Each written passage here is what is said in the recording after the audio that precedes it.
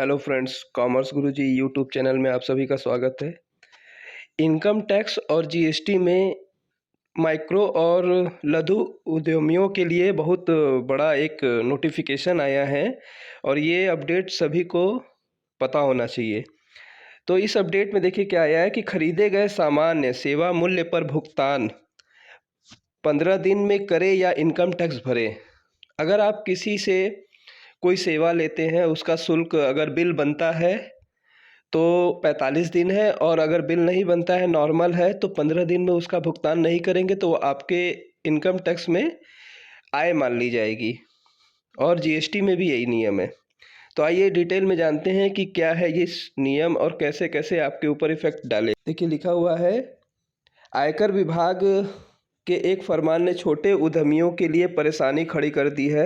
आयकर अधिनियम की धारा 43B में संशोधन के तहत जिस उद्यमी पर खरीदे गए सामान या सेवा का बकाया 45 दिन से ज़्यादा है तो उसे खर्च से बाहर कर दिया जाएगा, यानी उसे आय में जोड़ दिया जाएगा, जिस पर आयकर देना पड़ेगा। यदि उत्पाद या सेवा के भुगतान को लेकर कोई लिखित समझौता नहीं हुआ है तो उसका भुगतान 15 दिन के अंदर करना होगा, वरना आयकर रिटर्न में इस मद में किए गए खर्च को खारिज कर दिया जाएगा।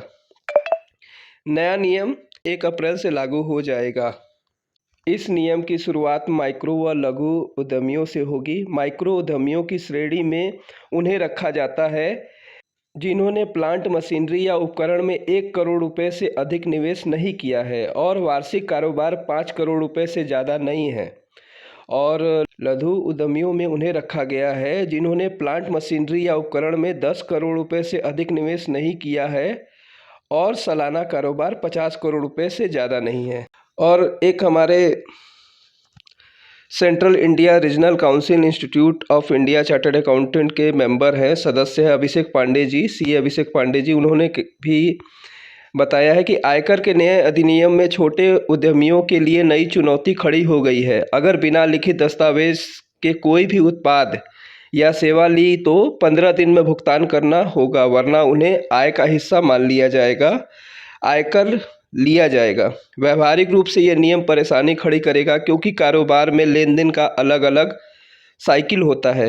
बाजार का पूरा सिस्टम आपस में जुड़ा है, जिसमें बदलाव से पूरे सिस्टम पे असर पड़ेगा।